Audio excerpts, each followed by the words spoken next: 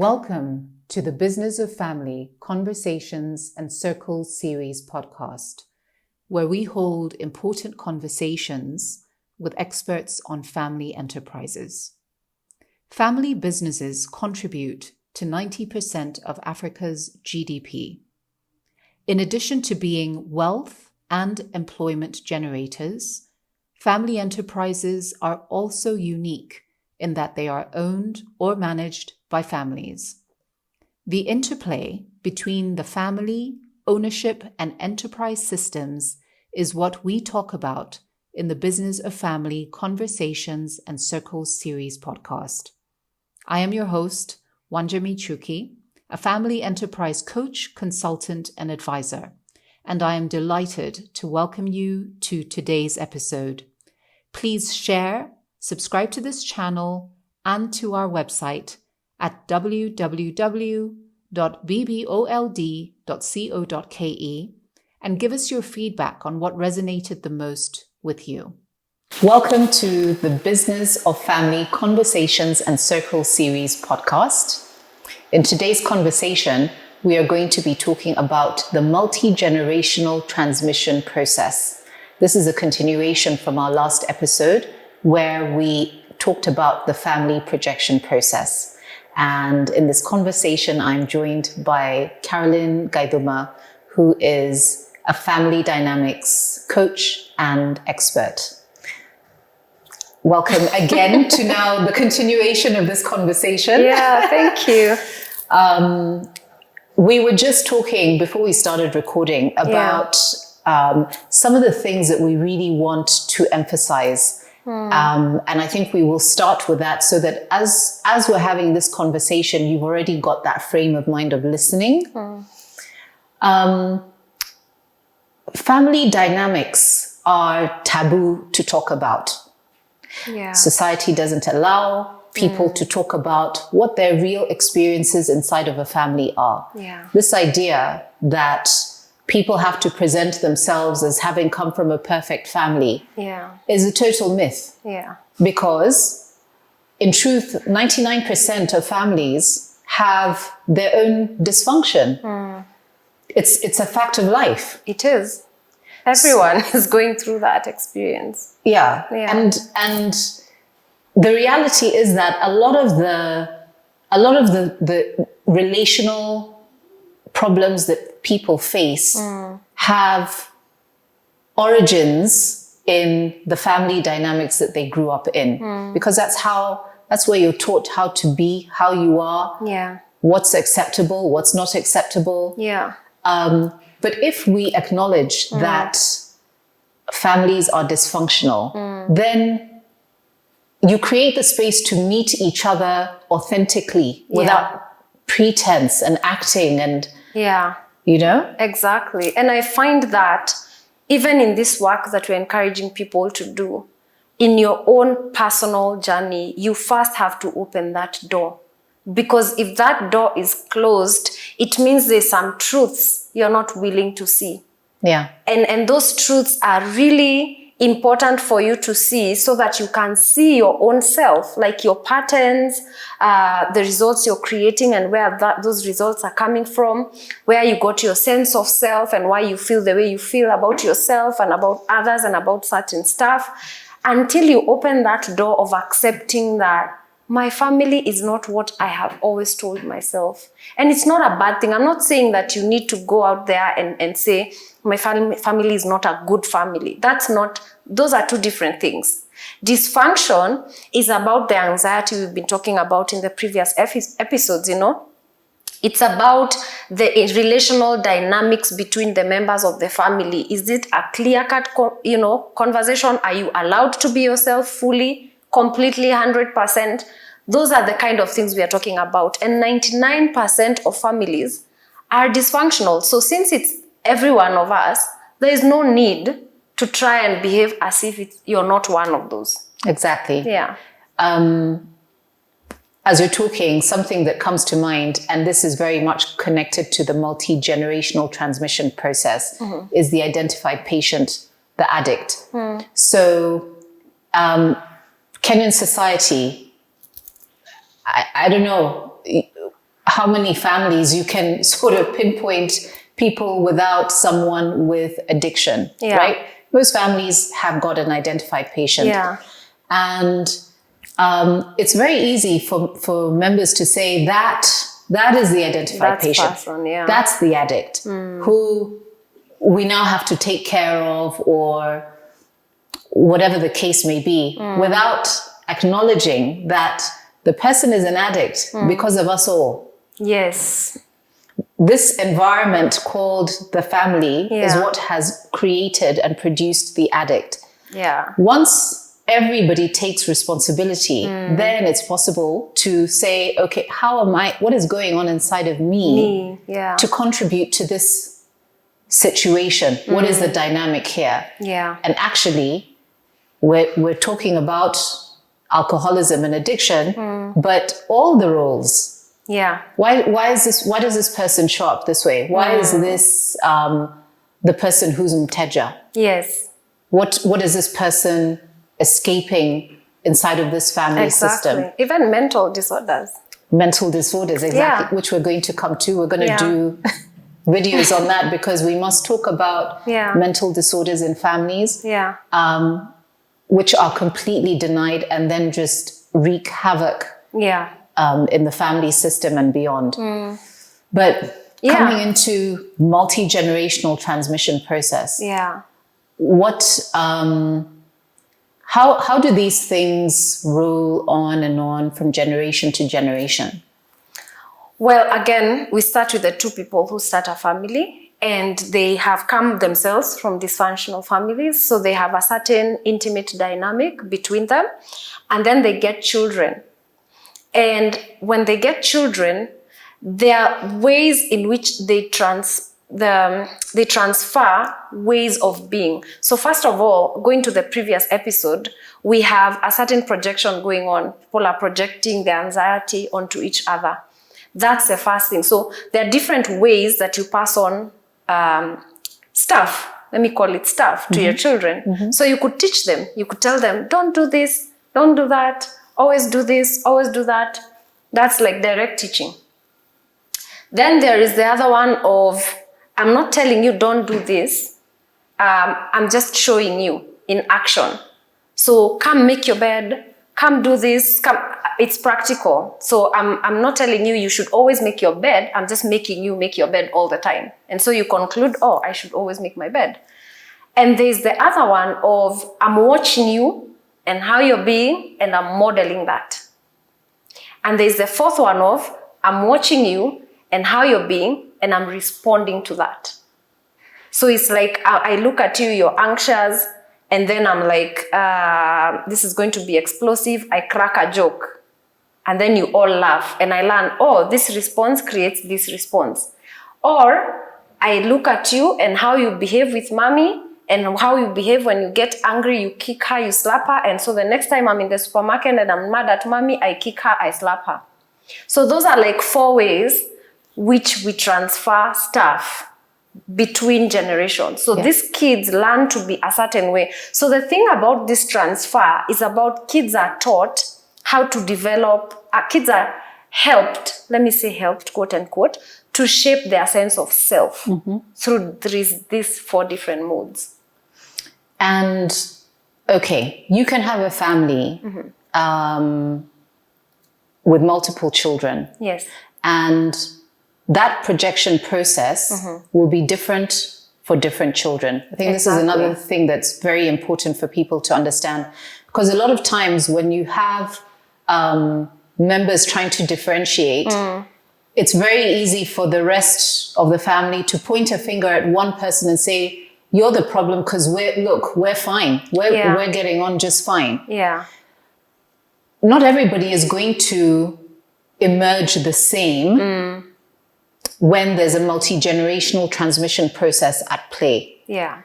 Because, well, everybody is different. Yeah. How children respond also. I mean, there are some children who are like, I will not permit. Yeah. Their sense of self as children is so strong that they will refuse it. Yeah. And they do, proceed to individuate. Exactly. And these might be children who don't come and tell me Yeah. They will resist being told what to do or being controlled by a parent. Yeah. And take whatever costs come with that, but still then push on into their own lives. Yeah. There are those that don't. They don't have the wherewithal. Yeah. Because their personality is different. And maybe their sibling position. Right? Say more about that. Yeah, because when you look at the way families are set up, it's very hard for you to find a firstborn who can be like that. Because there's so much, especially if there are we're not talking about an only kid. We're talking about a firstborn who has other siblings behind them. You will find that most of them find it very hard to differentiate, because these parents, that's when they brought them into the world, that's when their strong sense of who my child is was projected. Like there was such a heavy projection on them. Like, this is because you are an extension of me, you know, and this is who you should be and this is how you should be.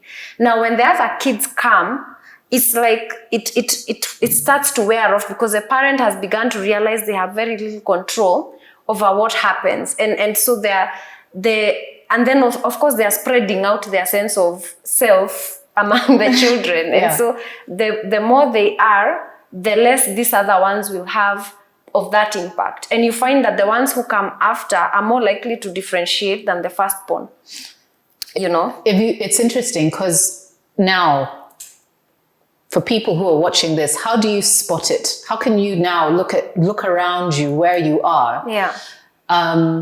Do you have the same relationship that your parents had? Are you essentially, is it the same marriage? Yeah, it could be the same marriage. You've just copy-pasted it. Yeah, you've copy-pasted it. Yeah. Are you pursuing the same career that your parents had? Are you living their dream? Exactly. Are you basically living their dream? So it could be that on the outside, it looks as if this is, you know, like it's your decision. Like, I decided. Yes. I want. Yes.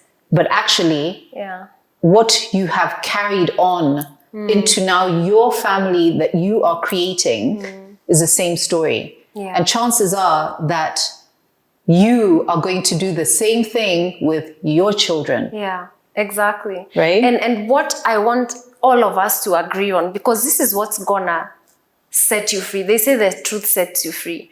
When you actually acknowledge that you're somebody's creation. Because as a child, you had no idea who to be. You were just being.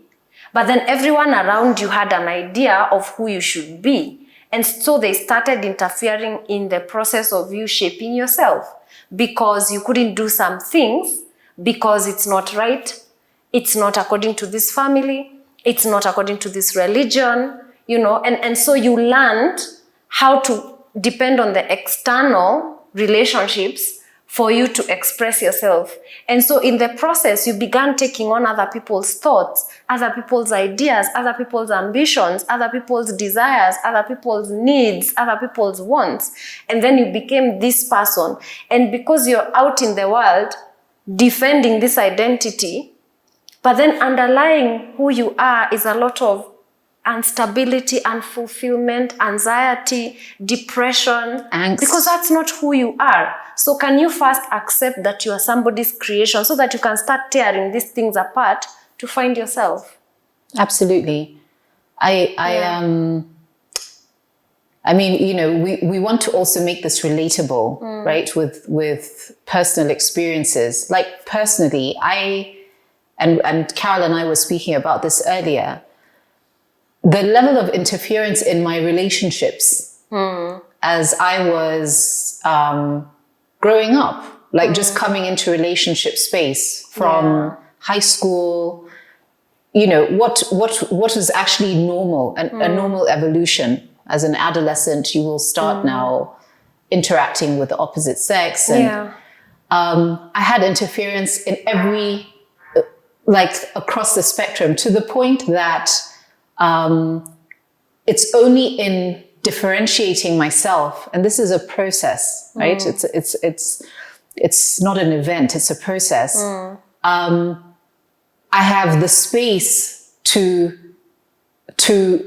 re-enter the arena of relationships without really caring about who says what, because it had gotten to a stage where I don't think it was even about my happiness.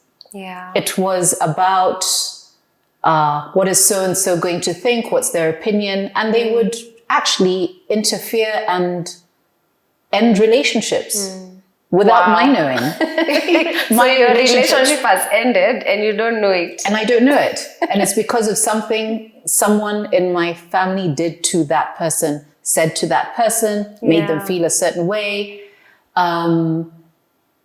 So this is important to say, because using this example, you then get to see how important it is to self-differentiate.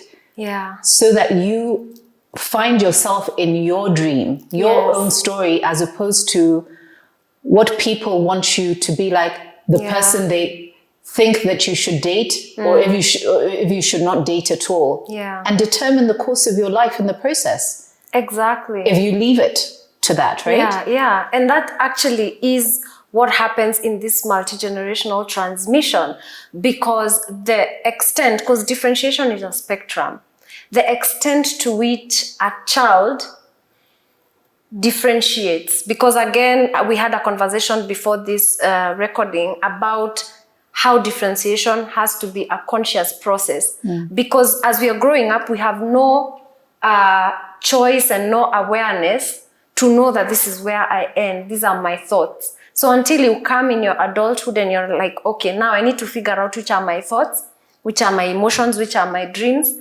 When you do that process, then something changes. But before then, what happens? The extent to which a child differentiates affects the extent to which their marriage, their relationship will differentiate. Right. And then to now go down to the next generation of to the extent to which their children differentiate. So you find, like, if we're in a family and we are 5 siblings, and maybe that I didn't get that awareness or opportunity to differentiate. So meaning that I'm so entangled, I'm so enmeshed, I'm so fused with my parents' ideas and visions and everything that I have totally lost myself. And in response to that, I'm either living a life that is a copy-paste of them, or I am in total resistance and I'm feeling so bad that I have to self-medicate with alcohol or something. Then my life will go in that direction, my marriage will go in that direction, my children's life will go in that direction. Right. If I come to a place where I'm like, okay, I'm becoming my own person, I appreciate their input, but now this is me. These are my thoughts, these are my dreams, this is my life.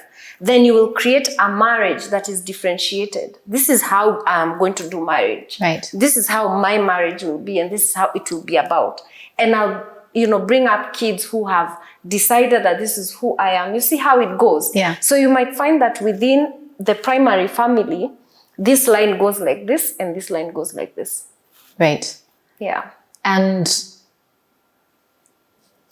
again, it comes from the back. So in the work that we do, when we do genogram mapping, the reason why we start the Business of Family program with a constellation is because people enter that space. You realize that you exist here in this, in the now, but you are also a product of your parents, their parents, who are a product of their parents. The multi-generational transmission process isn't just from here forward, it is also looking at what came before. Yeah. Because we are also what came before as well as what's coming after. And it's really interesting when you start looking at those patterns. What was your mom's family of origin like? What was your dad's family of origin like? Where do you see similarities playing out in your experience and in your life? Yeah. Because this is it's almost as if you might need clues, but these are facts. Yeah. You're going beyond clues. The facts will show themselves. Yeah. Spiritually also, it's talked about the multi-generational curse, original sin, Yeah. Why are we born sinners and will continue to be? It's because we come into the world into these dysfunctions. It's actually about multi-generational transmission of a perspective. So if if what we call the original sin is a perspective, then it has been transmitted across all this generation of humanity because it's happening within the family setup. Like, this is how we see things, this is how we interpret things, this is how we feel. Remember, the family is under the same emotional skin.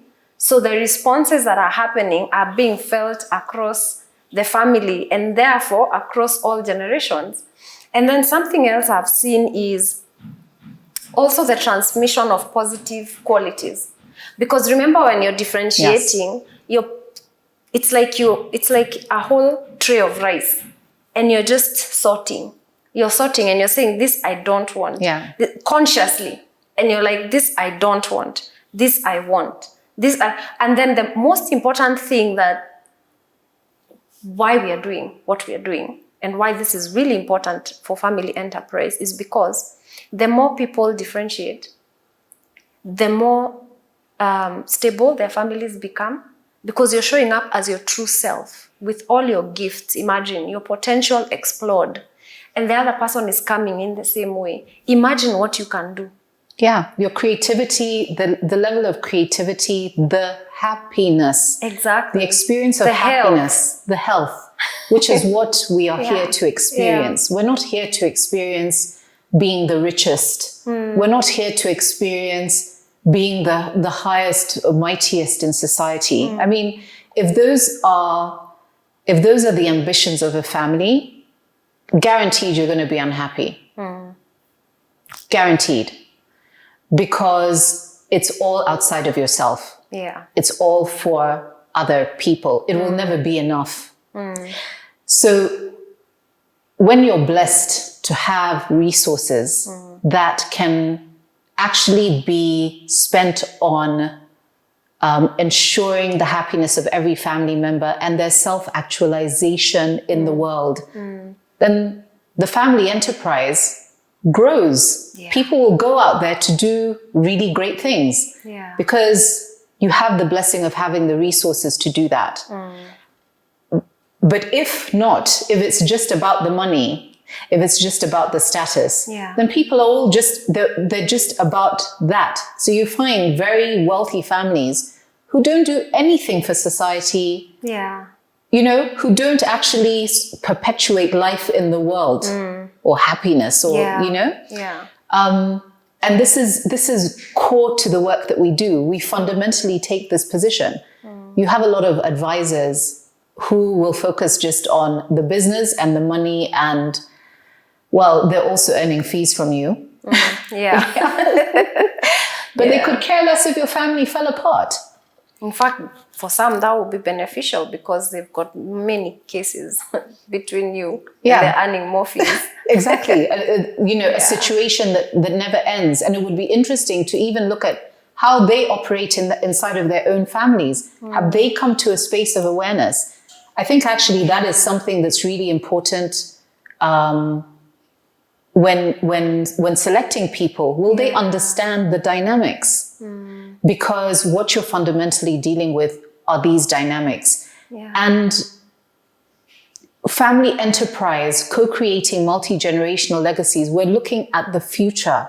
We're looking beyond your lifetime, beyond your children's lifetime. You're looking in 100 years, what will your progeny be creating? I think this is the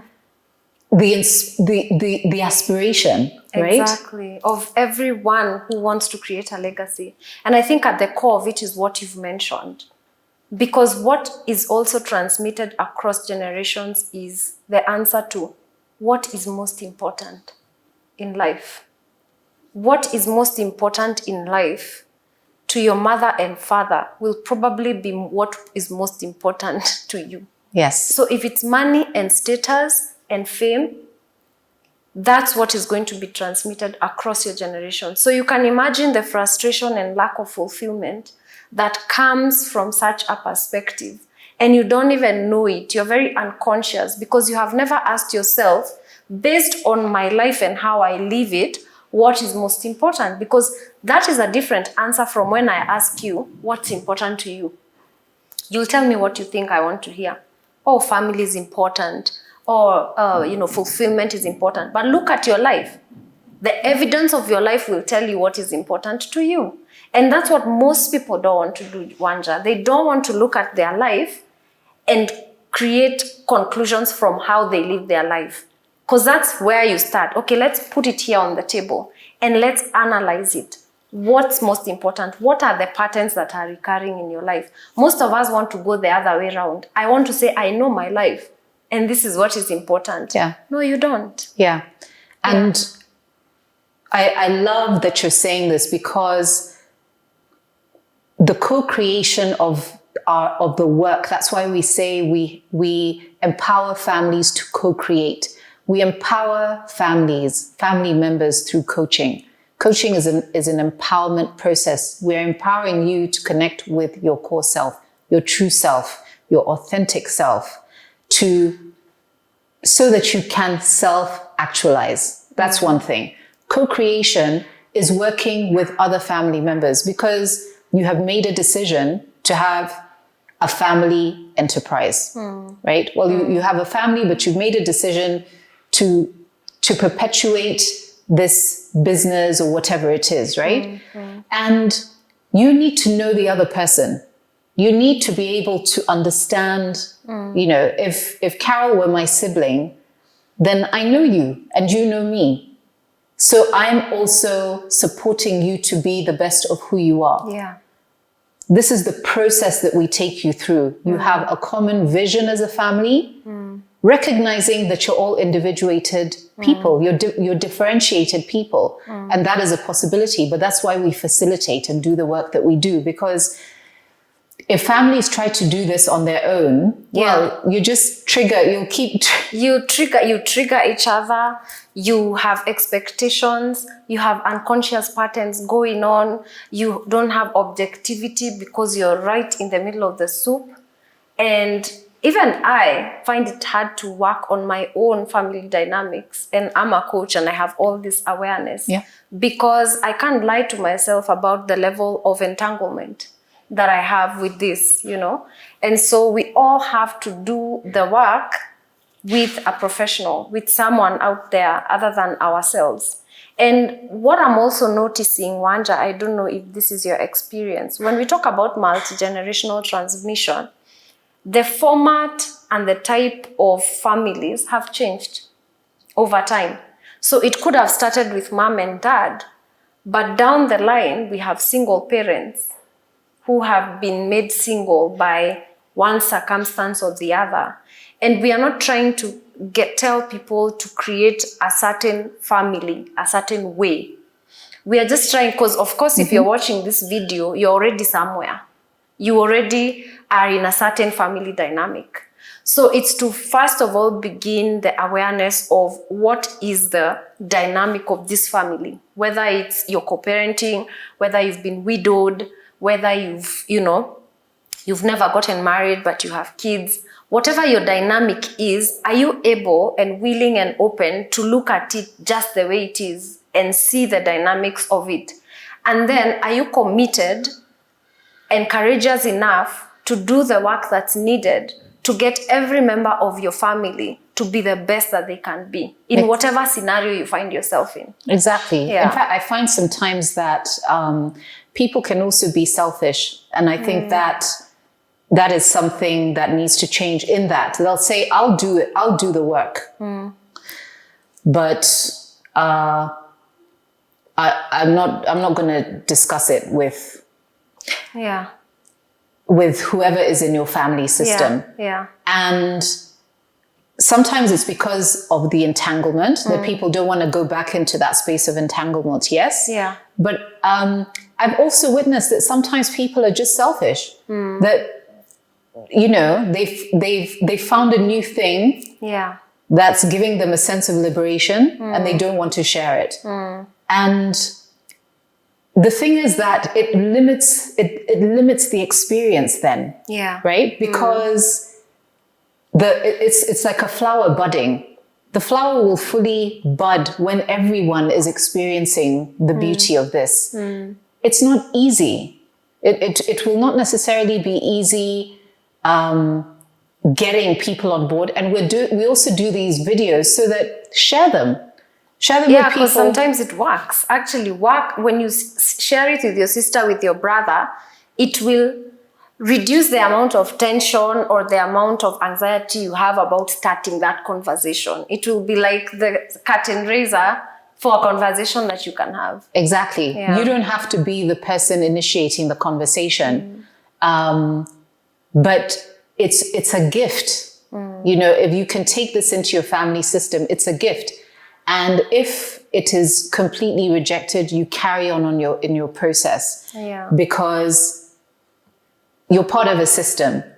So even if elements inside of that system think that they're rejecting the idea, the very fact that you're changing the system. Exactly. It's physics. Yeah. Yeah. Exactly.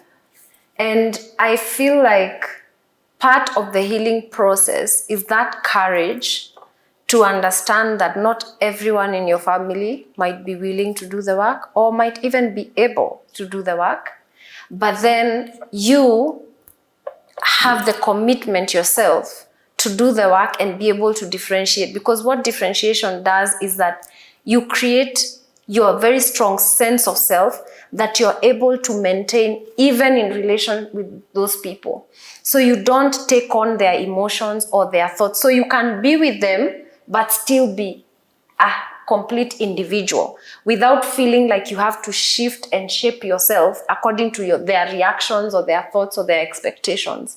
And that actually helps them in a way, because if you're very anchored and grounded in who you are, in the presence of someone in a relationship, they are more likely to find themselves. Exactly. Yeah. Bert Hellinger, who for people who are members of the Business of Family program, we have a newsletter. So we had shared the origins of family constellations, and Bert Hellinger is the gentleman who started it. From the Zulus. Like the Zulus are the ones, the originals, but he's the one who brought it out into the world, this process. And Bert Hellinger would say that there's a way that you have to be disloyal. Oh, yeah. Oh, that. Yes. Oh. Yeah. I know that. Because basically you're saying, I'm choosing myself first over this system. What is this system? The family. It's not to say that you are, you can never leave your family. Yeah. But your family can, inside of the restrictions of this is who we are, this is how we behave, this is what we do, this is what you're permitted to do, you're not allowed to do this. Yes. That's a loss of self, right? A loss of self for this system. Disloyalty is saying, I'm not going to do that. I'm going to be myself. Yeah, like I love you guys, but those are your beliefs. These are my beliefs.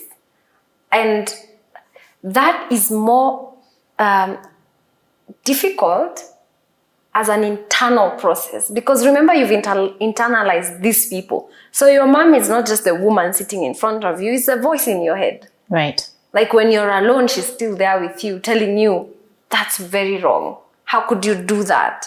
And that's where that disloyalty you're talking about happens. You have to go past these voices that have been conditioned in you and say, no, I'm going to break this rule, I'm going to break this rule, I'm going to break this rule, because I'm giving myself permission to be myself. Exactly. Yeah. In fact, in a moment, a question that you could ask yourself, which is a question as coaches you may find that we ask, is, who are you being loyal to? When people are having turmoil around making a decision, going in a certain direction, so who are you being loyal to? And you'll very quickly come back to my mom, my dad, or whatever, It could be religion. Yeah, that's a big one. That's a big one. Yeah. And at the expense of your true self. Yeah. As we get deeper and deeper, then we start to explore, so what are the beliefs around that loyalty? And this is so important, because I want to say, you're not really being disloyal. You're not being bad. You know, people associate this with I'm being bad. Bad, yeah. You're not. So give yourself the permission to create this space for yourself to think about yourself. Yeah. And who or what you're being loyal to at the expense of your true self. Exactly. Because even the person you're being loyal to, they're not being loyal to themselves. They're being loyal to their parent, you know, Yes. who probably died ages ago. Yes. And that parent was being loyal to their parent. So it's like, if you have to break the generational cycle of losing permission to differentiate, you have to do it yourself. Yes. And when you liberate yourself from these rules and these loyalties that stop you from really being your true self, then you've changed the whole line. You've changed, because I've seen the work that I've done and how much it has liberated my mom, because she has begun to understand where she's coming from. She has begun to understand, it's like there's a line. She's begun to see her border. She's begun to see, oh, kumbe, I had permission to do this. And she's so proud of me that I'm able to live this life, even though she's like, I can't do all that. Yeah, I don't have the courage to do what you do, but I'm glad that you found the courage to do it. And I remember going to a constellation once, and I was a rep, and I was asked to contribute to someone's, issue. They were doing a shadow constellation. And I found and I saw this line of women, endless line of women that were just all the way down. It's like generations upon generations. There were so many. And then I remember feeling like the first one on the line was touching me with a finger. And they said, we are depending on you to come to the fullness of who you are, because we have fought for that. We have struggled for that opportunity to be where you are. So don't let us down, you know? Just be yourself. And that's a gift you can give your generations. Yes. Yeah?